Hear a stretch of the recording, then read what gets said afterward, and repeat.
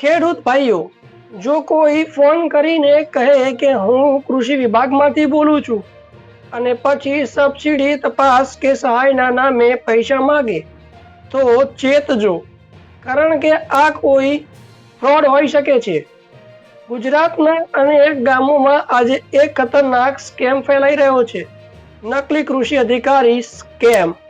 ખેડૂતોને phone, WhatsApp કે સીધી મુલાકાત લઈને કેટલાક લોકો પોતાને કૃષિ વિભાગના અધિકારી તરીકે ઓળખાવે છે અને ખેડૂતની મહેનતની કમાણી લૂંટે છે. હવે તમને એવું થતું હશે કે આપણને લૂંટે છે કઈ રીતે, આ સ્કેમ થતો હશે કઈ રીતે? તો હું તમને જણાવી દઉં કે સ્કેમરો પહેલા ખેડૂતની માહિતી એકઠી કરે છે. જમીન કેટલી છે, જમીનમાં પાક શું આવ્યો છે, મોબાઈલ નંબર શું છે. પછી ફોન ખેડૂતને કરવામાં આવે છે.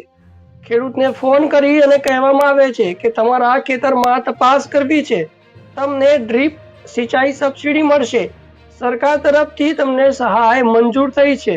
અને પછી કહે છે કે જો આ બધું કરાવવું હોય તો થોડા ખર્ચો થશે, ફાઇલ આગળ વધારવી હોય તો ફી પણ આપવી પડશે. અને ખેડૂત બિચારો ભોળો છે અને ભોળવાઈને પૈસા આપી પણ દે છે, પણ આ પૈસા ક્યારેય સરકાર પાસે પહોંચતા જ નથી.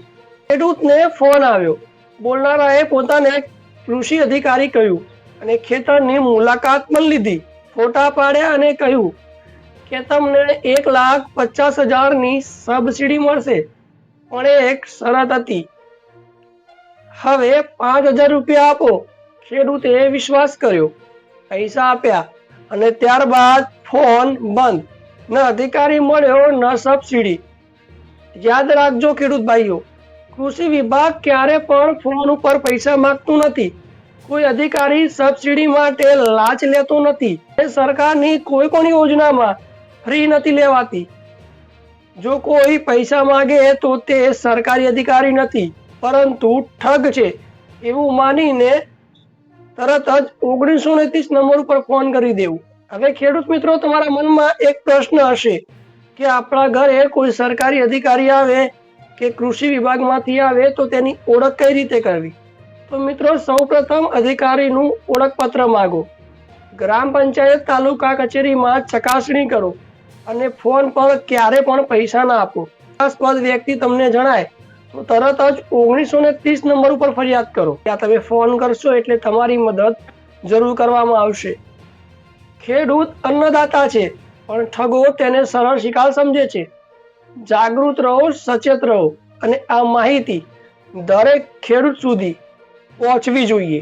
તમારી સાથે પણ આવી ઠગાઈ થઈ ગઈ હોય અને તમે તમારી સાથે થયેલી ઘટના લોકોને જણાવવા માંગતા હોય તો નીચેના આપેલા નંબર ઉપર કોન્ટેક્ટ કરો. તમારી પૂરેપૂરી કહાની કે તમારી સાથે બનેલી ઘટના અમે અમારા ડિજિટલ પ્લેટફોર્મ ઉપર બતાવીશું, જેથી તમે બીજા ખેડૂતોને પણ જણાવી શકો કે ના, ખરેખર ઠગાઈ થઈ રહી છે. ખેડૂત સાવધાનના એપિસોડ જોવા માટે DM90 ન્યૂઝને સબસ્ક્રાઇબ કરો અને દર મંગળવારે 7:30 વાગે સાંજે ખેડૂત સાવધાન જુઓ. તમે જોઈ રહ્યા છો DM90 news, digital Gujarat, digital news અને ખેડૂત સાવધાન.